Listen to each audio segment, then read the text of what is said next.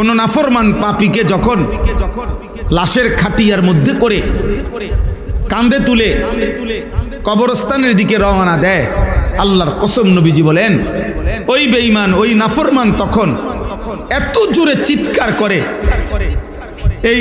এই কাঁধে থাকতে লাশের খাটিয়ার মধ্যে এই বেঈমান নাফরমান পাপী এমন চিল্লানি দেয়, আল্লাহর নবী সাল্লাল্লাহু আলাইহি সাল্লাম বলেন, হে আমার উম্মত, আল্লাহর কসম উম্মত, পৃথিবীর প্রথম মানুষ, শেষ মানুষ, আদম থেকে ইসরাফিলের ফু পর্যন্ত সব মানুষ যদি এরকম একসাথে জমা হতো থাকতো, আর একবার যদি ওই বেঈমান নাফরমান পাপী শুধু খাটের মধ্যে থাকতে দাফনের আগে যেই চিল্লানিটা দেয় একবার যদি শুনতো সবাই একসাথে, লাসাইকা, তৎক্ষণাৎ সবগুলো মানুষ চিৎকার দিয়া বেহুশ হইয়া ওইখানেই মারা যায়।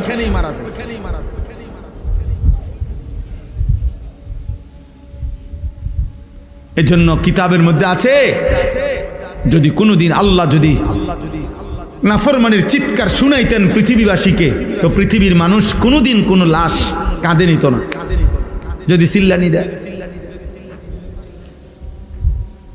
এই জন্য তখন লাশগুলো পড়ে থাকতো, কুকুর বিড়াল শূকর কামড়ায় কামড়ায় খাইত। এই জন্য দোস্ত, জায়গাটা ছোট্ট, সীমাবদ্ধ, প্রতিকূলতার ভিতরে, অর্থাৎ কোন দিয়া টিনের খটর মটর, এন্দিয়া কাগজের খটর মটর, তোমরা বসতেও কষ্ট হয়েছে, দাঁড়াইয়া অনেক ছেলে দাঁড়ায় আছো, কষ্ট পাইছো, কিছুই করার নাই, ওনাদের আর তো জায়গা নাই, ওনারা কোত্থেকে আনবে। আল্লাহ তাআলা যেন মাদ্রাসা কবুল করে নেয়, যাদের ভালোবাসায়, যাদের সহযোগিতায় এই মাদ্রাসা হয়েছে, এক এক বিন্দু সহযোগিতা, ভালোবাসা, আন্তরিকতা যাদেরই ছিল, আছে, আল্লাহ তাদেরকে উত্তম বিনিময় দান করেন। একটা একটা ছেলেকে বলি, বাবা মাদ্রাসার সাথে জুড়ে থাকবে, পারলে তো মাদ্রাসায় পড়ছো, না পড়লেও মাদ্রাসার পক্ষে থাইকো। কোনো দিন যেন, আমি সবসময় বলি, কেউ বাবা, চাচা, ভাই, ছেলেরা, বয়স্করা, কোনো দিন যেন আপনার নামে যেন এই কথা আলোচনা না হয় এই লোকটা মাদ্রাসার বিরোধী। ব্যক্তিগত অনেক সময় পছন্দ হইতে পারে, কারো কথায় মনে কষ্ট যাইতে পারে, কোনো আচরণের কারণে কোনো সময় কোনো সমস্যা হইতেই পারে, এটা স্বাভাবিক কথা বুঝে। আপনি আমার সাথেও যদি এক মাস চলেন, তো আমি কোনো আব্দুল কাদের জিলানি না যে আমার সব আচরণ আপনার ভাল লাগবে, কিন্তু এরপরও মানুষ কি চলে না? একজন স্ত্রী, যার স্বামী স্ত্রী, তারা 30 বছরের সম্পর্ক, তো তাদের এই 30 বছরের ভিতরে হাজারো বার ঝগড়াঝাটি হয় নাই? তাইলে এটা হইতেই পারে, কিন্তু পক্ষে থাকা, আন্তরিকতা রাখা, যেন আমার নাম যে বিরোধিতাকারী, আলেম বিরোধী, মসজিদ বিরোধী, মাদ্রাসা বিরোধী, এইটা যদি কারো নামে হয়, মানুষ যদি এটা বুঝে জানে, বা এটা যদি আসলেই বাস্তবে হয় যে এই লোকটা আলেম বিরোধী, মাদ্রাসা বিরোধী, মসজিদ বিরোধী, তো মনে রাখো তোর 14 গোষ্ঠী আগামী প্রজন্ম ক্ষতিগ্রস্ত হবে, তোর আগামী বংশধর বেটা এর দায়ভার সইতে হবে। আমরা কিতাবে পড়ছি, কোন আলেমের রক্ত বিষের মতো, কোন আলেমে দ্বীনের রক্ত বিষের মতো, বিষ কাসাম্মি, বিষ যেমন মানুষকে শেষ করে দেয়, কোন আলেমের রক্ত যে ঝরায় ওর পুরা বংশ শেষ হয়, একদিন না একদিন ক্ষতিগ্রস্ত হয়, সাংঘাতিক। এজন্য কোন জালেম পৃথিবীতে, কোন জালেম উলামায়ে কেরামের বিরোধিতা করে, শাসক হোক আর এলাকার হোক, শেষ পর্যন্ত ইজ্জতের সাথে টিকতে পারেন। খুব সাংঘাতিক। যাই হোক, এটার জন্য বললাম, আমার শেষ কথা হলো, আমাদের আখেরাত ভুলে গেলে চলবে না, আর ভুলে গেলেও হবে না এমন না, কাজে না ভুলাই উচিত, ঠিক না বলেন? আমি ভুললা করমু কি? আমার তো আর বিকল্প পথ নাই, আমাকে তো মৃত্যুর মুখে যাইতেই হবে, আমাকে তো কবরে যেতেই হবে, আব্বা আমারে তো আল্লাহর সামনে যেতেই হবে। তাহলে যেটা আমাকে বাস্তব, যে সত্যের মুখোমুখি হতেই হবে, এটা পাশ কাটলে কি লাভ হইবে? তুমি নামাজ না পড়া করবাটা কি? করছো কি তুমি? আল্লাহকে সেজদা যারা দাও না বাবা, বিষয়টা কি আসলে? একটা তো কম, আমি অনেক চিন্তা করি এটা। বেনামাজি এই হাইওয়ান এটা কি মনে করে, কেন নামাজ পড়ে না? আমার খুব মানে মনে মনে হয় যে আমার মন চায় আর কি, যে কলিজা খুললে যদি চাইতারতাম যে তে আসলে কি মনে করে, কারণটা কি, কেন নামাজ পড়ে না?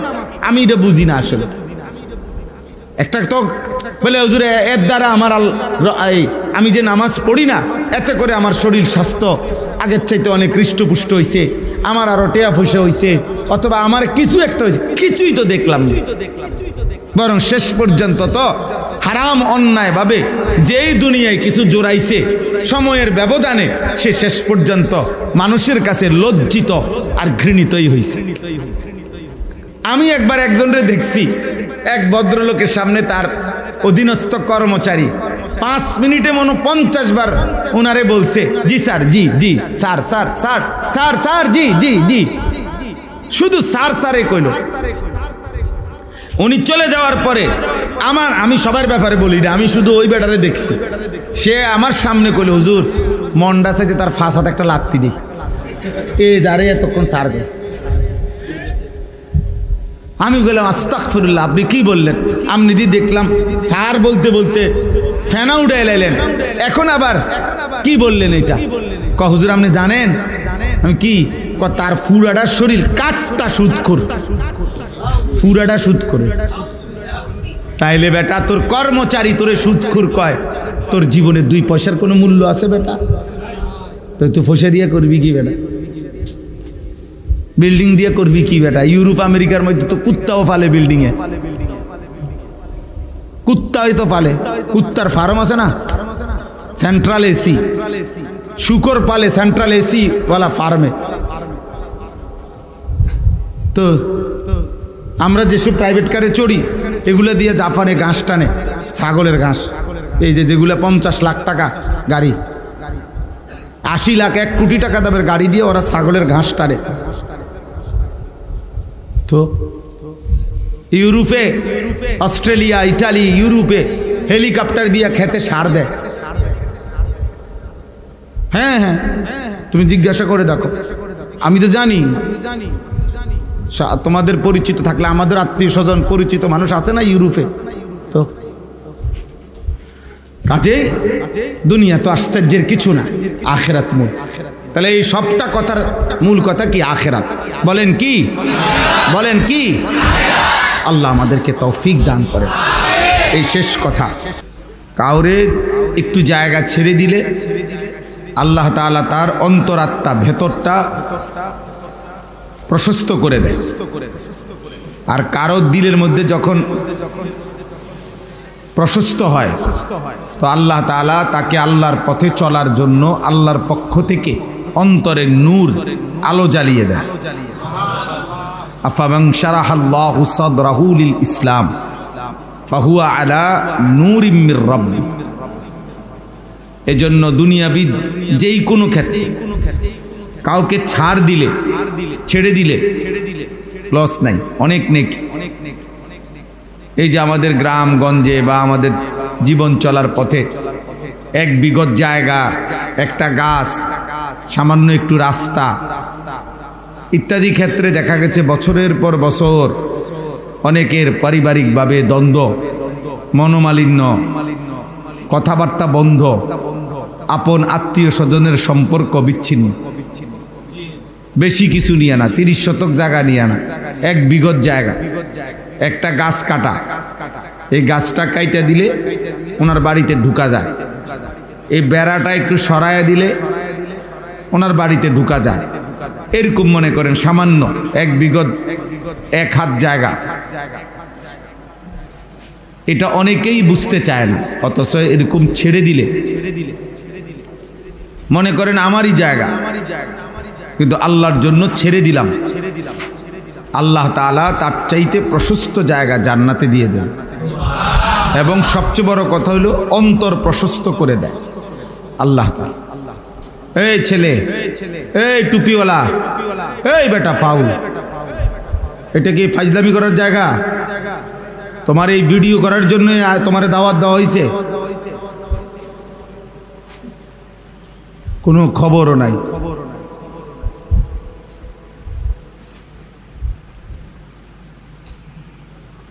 কোনো কাজ করার সময় তো একজন সুস্থ স্বাভাবিক মানুষ এটা ভাবে যে আমার এটা উচিত কিনা, মানাবে কিনা। এটা সব সময় মনে রাখতে হবে। আল্লাহ তাআলা আমাদেরকে তৌফিক দান করেন। প্রত্যেকে যে কয়জনই আমরা বসছি, ছেলেরা তোমরা হাতে মোবাইল ধরে একজনও ভিডিও রেকর্ড করা যাবে না, আমি স্পষ্ট নিষেধ করলাম। এরপরে যাকে দেখবো তারই ধমক দিয়ে বের করে দেব। সবগুলো হাতে ধরা মোবাইল নামায় ফেলতে হবে, বন্ধ করতে হবে। যার পছন্দ হয় না সে চলে গেলে ভালো। আল্লাহর কথা দিল দিয়ে শুনতে হয়, মনোযোগ দিয়ে শুনতে হয়। আমরা প্রত্যেকেই বুঝি কম বেশি, একাকী কখনো যে আল্লাহর পথে আমি চলতে পারতেছি না পুরাপুরি। এক্ষেত্রে কোনো না কোনো কৌশল চেষ্টা করা উচিত, যে আল্লাহর দ্বীন মানতে আমার কষ্ট হয়। 5 ওয়াক্ত নামাজ, হালাল হারাম, পাক নাফাক, আল্লাহর দ্বীন অনুপাতে চলতে যেহেতু কষ্টই হয়, অথচ মাঝে মাঝে মন চায়, মনে আসে যে আহা আমি আল্লাহর পথে চলা উচিত। তাইলে এই ক্ষেত্রে কোরআন সুন্নাহর মধ্যে যেই সমস্ত পদ্ধতি বলছেন সেটা নিজের জীবনে চেষ্টা করা উচিত। এই জন্য একটা জরুরি বিষয় হলো এক্ষেত্রে আল্লাহর কথা মনোযোগ দিয়ে শোনা। আল্লাহর কথা কেউ যদি মনোযোগ দিয়ে শোনে, ধীরে ধীরে আল্লাহর দয়ায় তার জীবনে আমল নসিব হয়, পরিবর্তন। কোরআনুল কারীমের মধ্যে আছে জাহান্নামীরা, জাহান্নামী কাফের নাফরমান পাপীরা ফেরেশতাদেরকে বলবে আফসোস করে করে জাহান্নামের মধ্যে আগুনে জ্বলতে গিয়ে, ওয়াকালু লাউ কুন্না নাসমাউ আও নাআকিলু মা কুন্না ফি আসহাবিস সাঈদ।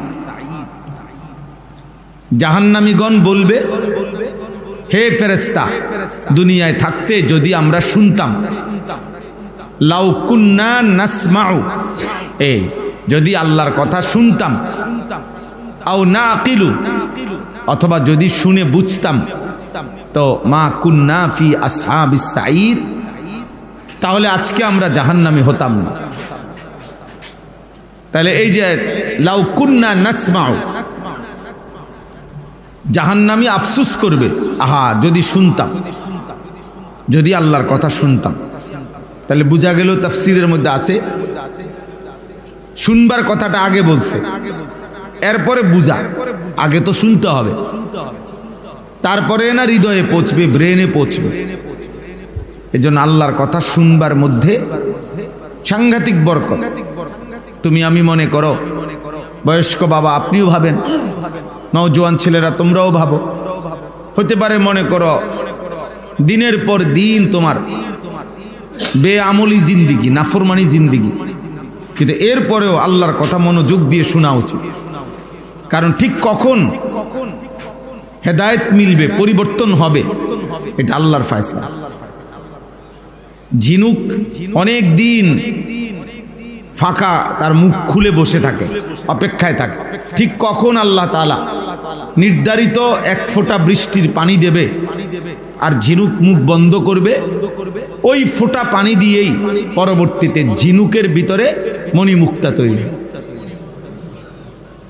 তো ঠিক কোন কথার দ্বারা, কোন দিন, কোন বাক্য দ্বারা মানুষের জীবনের পরিবর্তন হয় সে নিজেও জানেন, আল্লাহ তাআলা জানেন, আল্লাহ তাআলা জানেন। এজন্য শুনতে হয়। ফাবাশশির ইবাদ আল্লাযীনা ইসতামিউনাল কাওলা ফায়াত্তাবিউনা আহসানা। আল্লাহ তাআলা বলেন, আপনি আমার ওই বান্দাদেরকে হে নবী জান্নাতের সুসংবাদ শুনিয়ে দেন যারা মনোযোগ দিয়ে আমার কথা শোনে, অতঃপর অনুসরণ করে। ফায়াত্তাবিউনা আহসানা। তাহলে আগে শুনে এরপরে অনুসরণ করে। এই জন্য আল্লাহর কথা মনোযোগ দিয়ে শোনা খুব জরুরি বিষয়। আপনারা অনেক মাঝ বয়সী আছেন, জুমার দিনের ইমাম সাহেবের বয়ান বছরের পর বছর আপনারা এই চোখ বন্ধ করে জিমায়া অবহেলার সাথে শুনেন, ফলে তেমন কোনো পরিবর্তন হয় না। নয়তো আলহামদুলিল্লাহ প্রত্যেক মসজিদেই বছরের পর বছর ইমাম সাহেবগণ কম বেশি ওযু, নামাজ, ঈমান, ইসলাম, পাক নাফাক, হালাল হারাম, উচিত অনুচিত, আখেরাত, জাহান্নাম, জান্নাত, পরকাল এগুলো বলে। ওনারা তো আর ঘাস কাটতে বলে না, ওনারা তো আপনাকে আর মাছ তরকারি বেছে না। জুমার বয়ানে আল্লাহর কথাই বলে, আখেরাতের কথাই বলে, কবর, হাসর, মিজান, ফুলসিরাতের কথাই বলে। কিন্তু ওই যে আপনার কলিজার মধ্যে ন্যূনতম কোনো আগ্রহ নাই, আপনি এটারে কোনো পাত্তাই দেন না। মসজিদে ঢুকতে দেরি, জুরানিতে দেরি না, এই বসে বসে জুরায়। এরপরে দুই এক লাইন শুনে আগাও না গোড়াও না, যার ফলে কিছুই বলেনি। আমাদের খুলনার একজন বড় বুজুর্গ, আমার অন্যতম একজন মুরব্বী হযরত সব সময় এটা বলে, আখেরাতের ভয়, কবরের ভয়, জাহান্নামের ভয় যার মধ্যে নাই, আল্লাহর কথা শুনতে গেলে তার চোখে ঘুম আসে, ক্লান্তি আসে, বিরক্তি আসে। কারণ তার তো আখেরাত দরকার নেই। মূলত কোরআন বলেন, সুন্নাহ বলেন, আলেম, ইমাম, খতিব, মসজিদ, মাদ্রাসা, এসব কিছু তো আখেরাতের আয়োজন।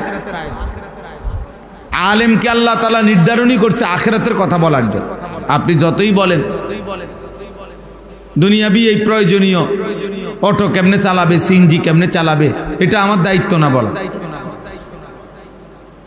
বরং প্রত্যেক বিষয়েই দক্ষ লোক আছে, প্রত্যেক বিষয়ে আলাদা আলাদা লোক আছে।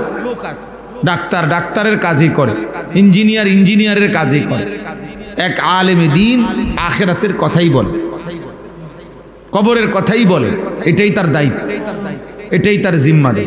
ডাক্তারকে কেউ বলে না যে আপনি বিল্ডিং এর একটা প্ল্যানিং দেন না কেন, ইঞ্জিনিয়ারকে কেউ বলে না আপনি চিকিৎসা করেন না কেন। বরং সবাই এটা বুঝে, যার যেই পড়ালেখা, যার যেই নিয়ে ফিকির, সে সেই সম্পর্কেই বলবে, সে সম্পর্কে বলবে। যে যেই কর্ম করে ওই কর্মে সে কদ্দূর সফল, এটাই হলো দেখার বিষয়। ওই কর্মে সে কতটুকু আন্তরিক, এটা দেখার বিষয়। তাহলে আমাদের মধ্যে এই অনুভূতি দরকার ভাই, বাবা, ভাই, সবাই শুধু একজন আলেম না, বরং সব সময় আপনার পরিচিত অপরিচিত, আপনার মহল্লার ইমাম, খতিব, মাহফিল, ওয়াজ, পীর বুজুর্গদের নসিহত মনোযোগ দিয়ে শোনা উচিত, মনোযোগ দিয়ে শুনুন। অনেক মানুষ আপনারা জুমার বয়ান আন্তরিকতা নিয়ে শুনেন না। ছেলেরা, তোমরা তো অনেক ছেলেই দিনের পর দিন, সপ্তাহ পর সপ্তাহ মসজিদে মাঝে মধ্যে জুমায় যে যাও, ও পিছন দিয়া বৈশা ধাক্কাধাক্কি, দুষ্টামি, হাসি, রসিকতা, মস্কারি। মানে কিছু ছেলে পেলে আছে যার 24 ঘন্টাই ফাইজলামি, তামাশা, লক্ষ্য উদ্দেশ্যহীন। এই পৃথিবীতে প্রকৃত পক্ষেই লক্ষ্য উদ্দেশ্যহীন একমাত্র জন্তু জানোয়ার হইতে পারে, মানুষ হইতে পারে না।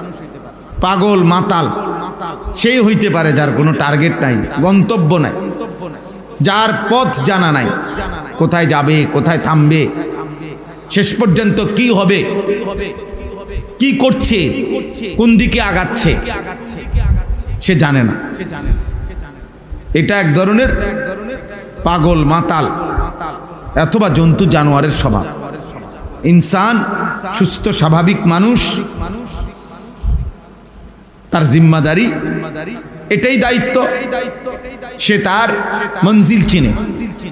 এজন্য আখিরাত যে চেনে না, শেষ গন্তব্য যে চেনে না, সে কোনোভাবেই মানুষ না। পরকাল যে বুঝে না, ও কোনো বিবেচনাতেই মানুষ না।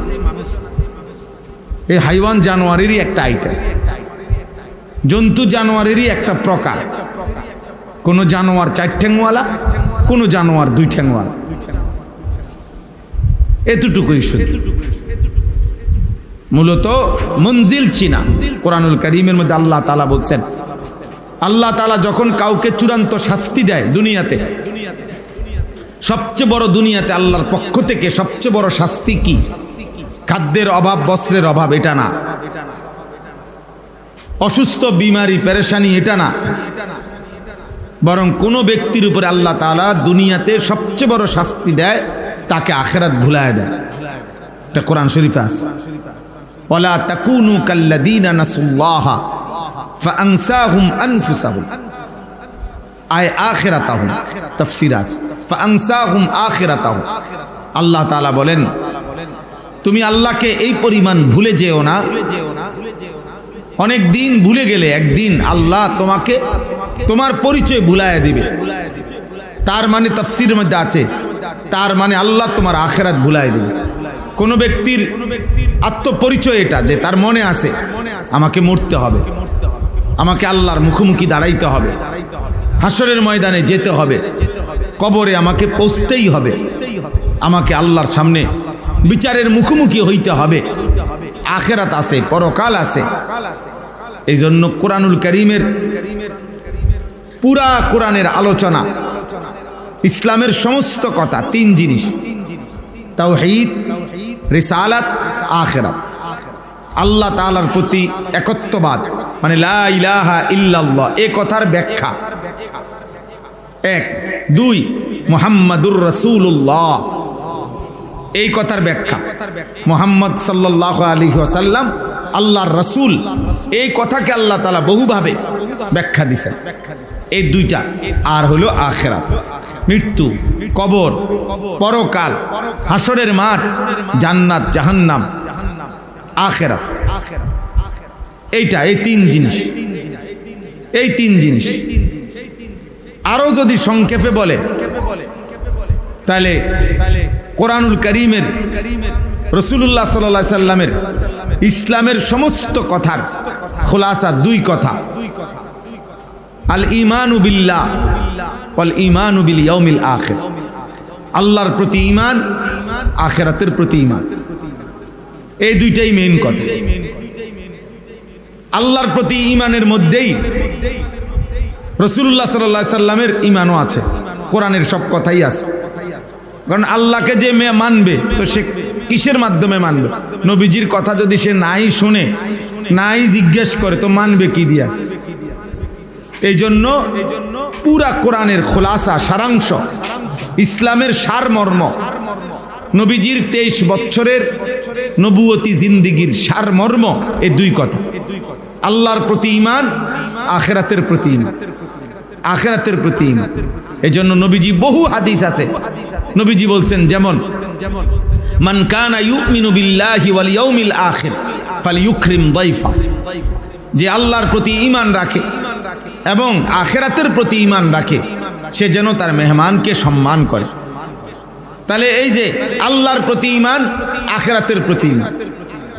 আল্লাহ কোরআনুল কারীমের মধ্যে আল্লাহ তাআলা বলছেন, ইন্নামা ইয়ামুরু মাসাজিদাল্লাহ, নিশ্চয়ই আল্লাহর ঘর, মসজিদ তারাই আবাদ করে, মান আমানা বিল্লাহ ওয়াল ইয়াউমিল আখির, যে আল্লাহর প্রতি ঈমান রাখে এবং আখিরাতের প্রতি ঈমান রাখে। তাহলে এই 2 জিনিস, আল্লাহর প্রতি ঈমান, আখিরাতের প্রতি ঈমান। বলেন তো কি বলছি? 1 নাম্বার কি, 2 নাম্বার?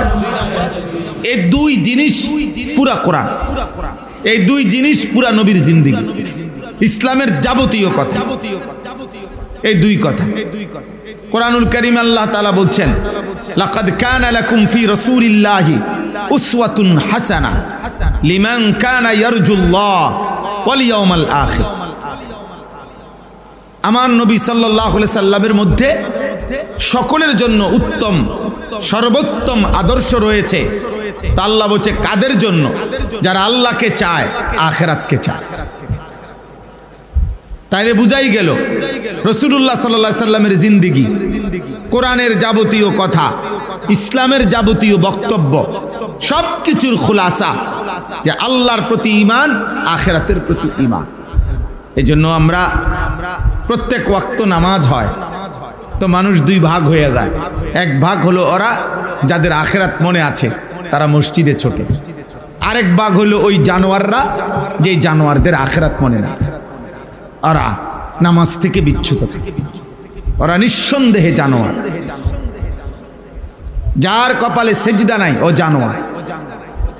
আল্লাহবিহীন জিন্দিগি, ঈমানবিহীন জীবন, সেজদাবিহীন জীবন বাবা জানোয়ারের জীবন, কুত্তার জীবন, কুত্তার জীবন।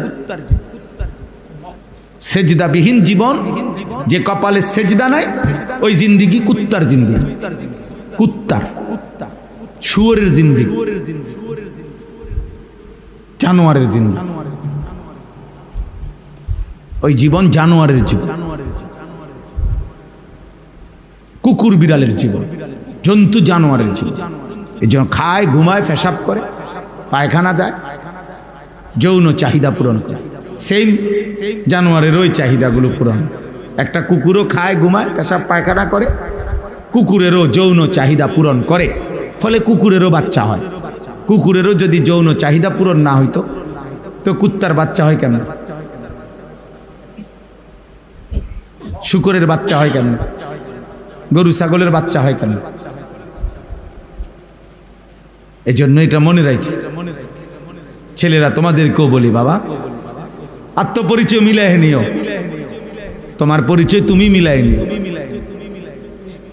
তোমার পরিচয় নিজের সাথে প্রয়োজনে আয়নার সামনে দাঁড়াইয়া নিজেরে মিলাইয়া নিও। দেখতে মানুষ মনে হয় না জানোয়ার মনে। প্রয়োজনে কখনো কখনো কুকুরের পাশে দাঁড়াইয়া দেখো দুইজনকে একই মনে হয় না ভিন্ন কিছু মনে। প্রয়োজনে কুকুরকেও জিজ্ঞেস করলে সে বলে দিবে, হ্যাঁ তুই আর আমি একই। তুমিও পেশাব করে পানি নাও না, আমিও পেশাব করে পানি নাও। কারণ তোমারও নামাজ নাই, আমারও নামাজ নাই। আমরা দুই জানোয়ার বরাবর, যার কারণে আমরা দুইজনেরই পাক পবিত্রতার কোনো ধার ধারে। পাক পবিত্রতা দিয়া করবে কিসে? টয়লেট পেপার, ঢিলা কুলুক, পানি ব্যবহার করা, এটা দরকার কি তার? ওর তো নামাজই নাই। যার সেজদাই নাই, যার নামাজই নাই, তার পেশাব কি আর বীর্য কি, পায়খানা কি আর পাক না পাক? হ্যাঁ, ইউরোপের অসংখ্য, পৃথিবীর আধুনিকতার দাবিদার অসংখ্য দেশে এরকম আছে যেখানে টয়লেট বাথরুমে কোনো পানি নাই, কোনো পানি নাই, শুধু এরকম টিস্যু ব্যবহার করে, মুছে চলে গেছে। তার মানে তার তো এত পবিত্রতার ধার ধারে না, এত নামাজ পড়বে না।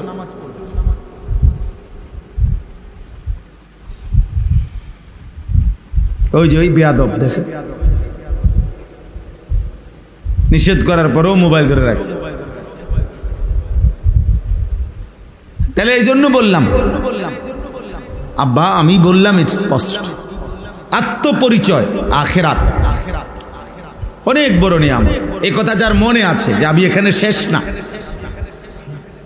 আমি শেষ হইলে না খাইয়া পয়রা মিলাই যাইতাম কাজে। আর একটা দোকানদার সে এখন বলতে যে আমার শেষ বেচা, তা এত আর মা ফোনের দরকার নাই, 1.5 কেজি ফোনে 2 কেজি আপনি 1 কেজি দাম ধরে দিয়ে দেন থুন। আর এত আর শেষ বেচা, এটা তো এই তো বেচারা শেষ। কিন্তু আমাদের জীবন তো শেষ হয় না, আমরা ইচ্ছা করলেও শেষ হব না। কোনো মানুষ কোনো দিন শেষ হয় না। মানুষের কোনো শেষ নাই, মানুষের কোনো ক্ষয় নাই, মানুষের কোনো চূড়ান্ত সমাপ্তি নাই। এজন্য জীবন কখনোই সমাপ্ত হয় না, জীবন পরিবর্তন হয়। এই জন্য এটারে ইন্তেকাল বলে, স্থানান্তর হওয়া। ইন্তেকাল মানে এখানে ছিল, এখানে দিলাম, মানে এই যে এটারে কয় ইন্তেকাল। মাটির উপরে ছিলাম তো আল্লাহ তাআলা ইন্তেকাল করাইলেন, স্থানান্তর করে কবরে নিয়ে গেলেন। সেখান থেকে স্থানান্তর করে হাসরের মাঠে নেবেন, সেখান থেকে আল্লাহ তাআলার সামনে নিবেন, সেখান থেকে মিজানের পাল্লার কাছে নিবেন, সেখান থেকে ফুলসিরাতের পারে নিবেন, সেখান থেকে পার হইতে পারলে জান্নাত, পার হইতে না পারলে জাহান্নাম, জান্নাতও চিরস্থায়ী, জাহান্নামও চিরস্থায়ী। তাহলে শেষ হলো কই?